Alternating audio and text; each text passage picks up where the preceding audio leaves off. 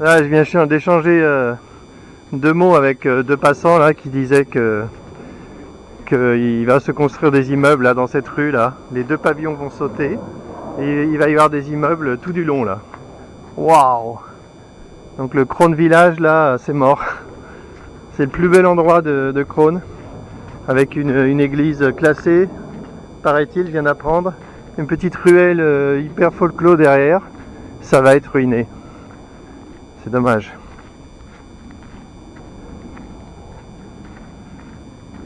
Alors, je reviens un peu tard sur le rucher, parce que j'ai voulu tester une idée sur le pressoir. J'ai vu qu'il y a des pressoirs hydrauliques, et moi j'ai pas voulu acheter ça parce que c'était un peu trop cher.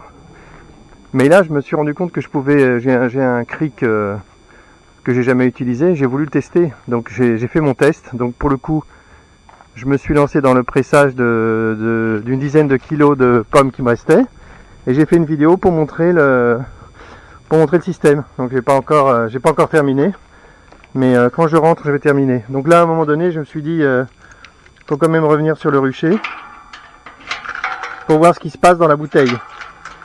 Au départ, j'avais prévu de revenir. D'ailleurs, j'ai plein de tentes là, un modèle un tout petit peu plus clean que je voulais mettre sur le rucher depuis longtemps. Donc je sais pas si je vais le faire là, je vais laisser tomber, je vais laisser les tentes ici.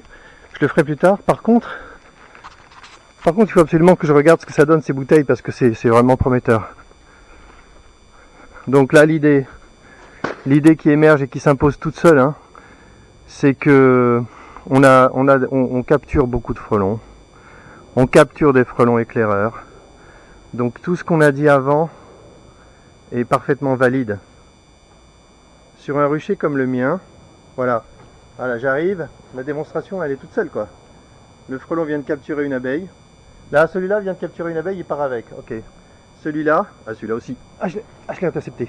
Non, 2 frelons, voilà, contre démonstration. 2 captures d'abeilles un instant. C'est pas très grave. Donc, ce qui compte, c'est que il faut savoir que ce rucher là, s'il n'y avait pas de tente, il serait sous pression maximum, comme je l'ai déjà vu il y a quelques semaines. Donc les tentes protègent complètement le rucher. On voit, il n'y a pas de pression, il n'y a pas de frelons devant les ruches. Enfin, c'est nickel. Même si on voit des frelons qui arrivent de temps en temps.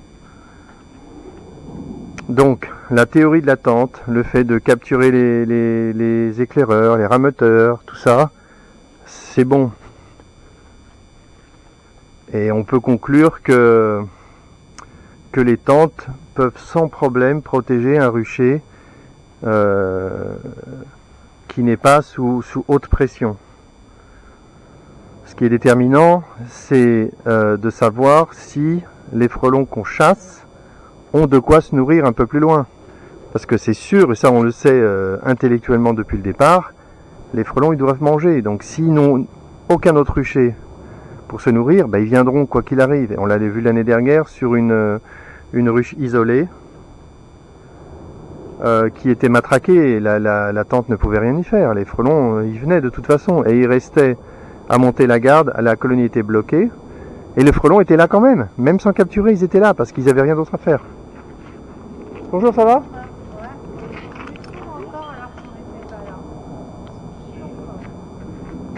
Ah oui, oui, pourquoi ? Ah ouais. Ah, moi je les ai vus ce matin, mais je savais pas qu'il fallait leur donner les consignes. Non, mais ils le savent en plus. Ah, ils le savent ? Eh oui, mais le chat n'est pas là, alors ils sont pris. Bon. Donc la conclusion de cette saison, ça va être que les tentes, ça s'appelle des tentes frontales,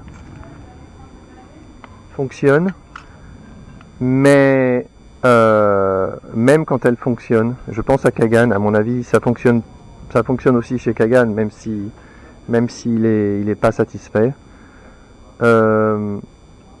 Si on veut aller un cran plus loin et avoir la furtivité, il faut frapper plus fort. Et plus grave, la furtivité c'est un peu un caprice. Par contre, je l'ai raté. Un frelon qui est parti sans abeille. Je l'ai raté. Par contre, ce qui est beaucoup plus grave, c'est que s'il y a des hautes pressions, des grosses pressions, il y a une grosse présence de frelons. Là, les petits tests qu'on a fait avec le marquage de frelons montrent que les frelons reviennent et reviennent et reviennent. En fait, c'est même un petit peu trivial de penser que les frelons ont une mémoire et qu'ils connaissent leur environnement. Un frelon qui va chasser tous les jours, on voit pas pourquoi il serait pas capable de mémoriser son environnement et du coup de revenir directement sur les bons spots. Et on sait en le voyant devant les tentes que les frelons expérimentés chassent très bien. Ils font du vol stationnaire qu'ils ne font pas du tout au départ. Hein. Au début de saison, les frelons, ils sont très maladroits. Et ils apprennent petit à petit à faire un vol stationnaire de plus en plus parfait. Voilà. Donc, l'idée qui émerge, c'est que ça serait bien de ne pas laisser repartir les frelons. Voilà. Donc, par ailleurs, tous les utilisateurs ont envie de le faire. Parce qu'ils ont envie de casser du frelon. Cette fois, ça a marché. Le frelon, ah non, il est pas au bon endroit. Oh putain, oh, c'est pas bien. Là, le bandeau, c'est pas très bien. On va voir que s'il est bloqué en haut par le bandeau. Là, le bandeau, il faut qu'il soit plus serré. Le bandeau aurait dû être collé au tissu. C'est une erreur d'installation. Hein. Là, le frelon risque de monter entre le voile et le bandeau et il risque de se libérer. Bon, je vois des frelons qui arrivent un petit peu. Donc là, je suis donc venu tester l'idée qui s'impose. C'est ne pas... tous les frelons rentrent dans les poches, il n'y a pas de souci, et ils restent même longtemps, des heures. Tu fais comment pour sortir là? Il monte. Il monte, il est coincé. On va voir ce qu'il fait.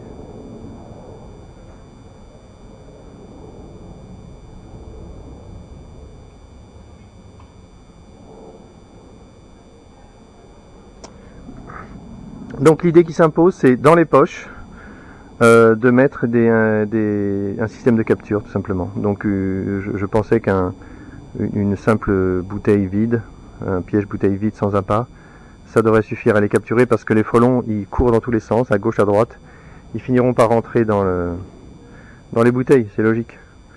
Donc là je suis revenu voir ce que ça va donner avec ma bouteille horizontale. Sauf que tout à l'heure en réfléchissant, quand j'étais dans mes pommes, je me suis dit que les frelons avaient l'air de ne pas rentrer si facilement dans une bouteille horizontale. Donc apparemment, pour qu'une bouteille marche bien, il vaut mieux qu'elle soit verticale. Donc je vais regarder là. Je vais regarder ce que ça a donné, je vois bien savoir ce qu'il va faire ce frelon là. Qu'est-ce qu'il est lent.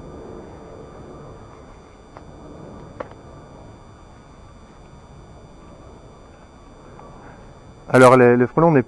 Il y a un frelon? Ouais. Oui ou non? Non, non, les frelons sont... S'il y a un frelon qui est rentré dans la bouteille, c'est pas assez. C'est pas assez. Bon, il y a plein de frelons dans la tente, donc maintenant je vais galérer. Hein. Il y a énormément de frelons dans la tente qui bougent tous, donc peut-être qu'ils se sont réveillés, ceux de cette nuit. Et maintenant, il faut que je rouvre le toit et que je mette la bouteille verticalement. Donc j'en ai amené une. Tiens, voilà. Et il s'est fait capturer. Il est redescendu. Il est redescendu. Et il s'est fait capturer, il est remonté dans la tente. Donc un point pour celui-là, non. Ah, je l'ai raté celui-là, il est parti avec une abeille. Ok, donc il faut que je me lance. J'ai amené une petite bouteille, plus petite pour voir. Voilà, une comme ça. Avec 12 ouvertures en bas pour les laisser passer. Et on va voir ce que ça donne. J'ai plus qu'à l'installer. Je vais peut-être faire une pause parce que là, il faut que j'ouvre, que je mette les mains dans le... Je voulais amener des gants, je les ai pas trouvés. Donc je me lance. Hein. Pause. Bon, j'ai mis ma bouteille dedans, ma petite bouteille verticale. Les frelons peuvent passer en bas normalement. Donc on verra si ça capture. J'ai libéré un frelon au passage. On voit qu'il y a 2 frelons quand même. Hein. Alors, il y a 2 frelons, il y a le frelon rouge, mais ils peuvent sortir. Donc ma bouteille est pourrie. Ma bouteille est pourrie. Fait chier. Fait chier, je fais les choses trop rapidement. La bouteille est mal foutue. Fait chier. J'ai toute la journée, mais ça fait chier quoi. Ça fait chier. Voilà, la deuxième bouteille est bien placée. Ben, j'ai plus qu'à attendre. Hein. pas le choix. Oh là là, c'est pas vrai ça. Allez, je fais une pause. Plein de frelons qui demandent qu'à rentrer dans la bouteille. Allez, allez-y les frelons. Pause. Là, au fond, il y a un frelon qui a capturé une guêpe. Hein. C'est jaune là. Hein. Il y a une guêpe qui s'est fait capturer là. Allez, pause. Là, je viens de voir un frelon peint en blanc. Ici. C'est un frelon qui a l'air d'être KO là. Il a dû passer la... Ouais. Ouais, c'est un frelon KO. Il a passé la nuit dans la tente. Donc là, il est pas reparti. Bon. Bon, ça marche pas là. Je suis maladroit avec mon histoire de... Qu'est-ce qu'il fait là, lui?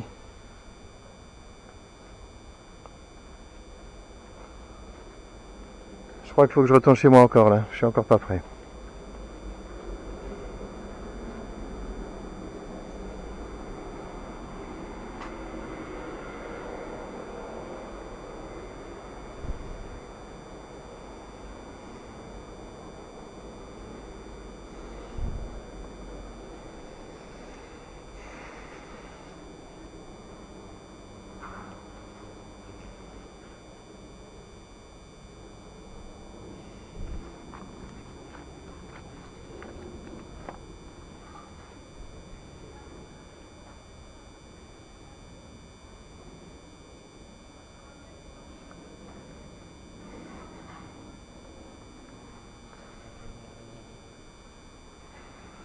J'ai mis la bouteille debout.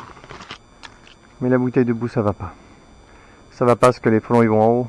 Ils accepteront de rentrer si c'est en haut. Donc là, les frelons veulent m'obliger à faire une cheminée. Et je ne veux pas faire de cheminée. Je ferai une cheminée pour tester, mais pas plus. Fait chier, ça marche pas. Fait chier la cheminée. Moi, je veux pas faire de cheminée.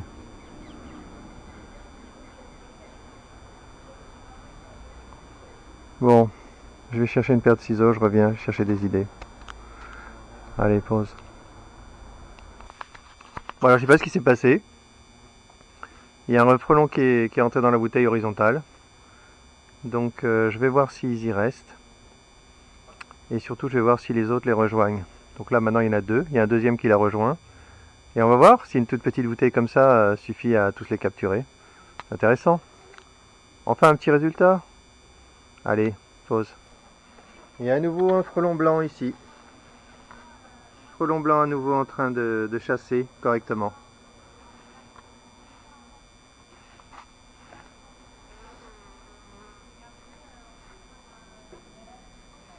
À mon marquage d'une dizaine de frelons, ça aurait été rentable. Hein.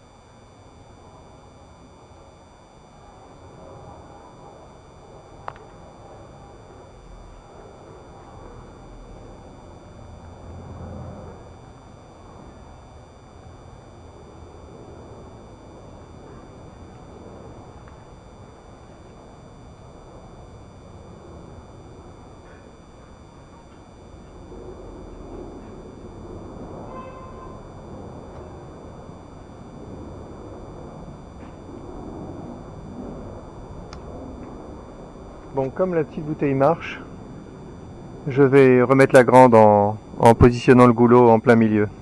Allez, pause. Bon, la conclusion, c'est que la bouteille horizontale marche peut-être, mais c'est trop lent. Donc je suis obligé, la mort dans l'âme, de mettre une bouteille verticale. Et en plus, je ne peux pas cacher la bouteille verticale dans le toit. Je ne peux pas le faire parce que si je fais ça, le toit sera plus haut que la bouteille et ça marchera pas. Donc la seule solution, c'est de mettre une cheminée. C'est effrayant. Donc je vais chercher, j'ai même pas de paire de ciseaux. Je crois que je vais rentrer chez moi, je vais boire un café, boire un jus de pomme, terminer ma vidéo sur le pressoir, noyer mon chagrin dans un ou deux verres de jus de pomme et revenir planter une cheminée dans mes tentes. Je crois que là c'est moi qui vais déprimer. Plein de frelons capturés là. Les tentes capturent tellement bien. Voilà. Toutes ces captures là, tous ces frelons, quand ils vont être dans une bouteille, ben ça va être la victoire totale en fait. Donc on va se retrouver avec le piège le plus récent, la tente, enfin le plus sophistiqué, qui va faire ménage avec le piège le plus ancien, le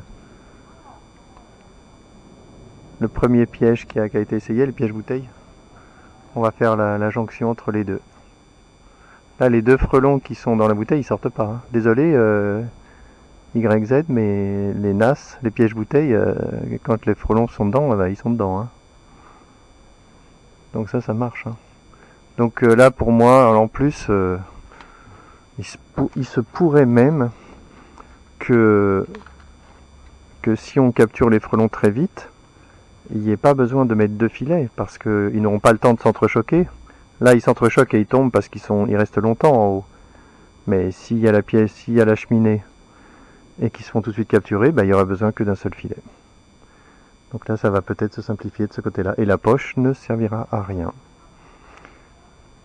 Et en plus, on pourra mettre un filet maille 7, parce que peu importe que les frelons traversent, ils n'auront pas le temps de traverser, ils seront dans la bouteille avant. Hein, donc tout va se loquer tout seul. Hein. Là, on n'a plus le choix là.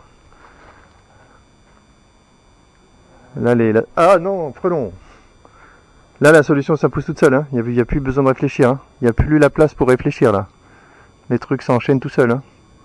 Allez, j'y retourne. Hein. Je fais ma pause. Je reviens, je teste ça et on voit. Allez, pause.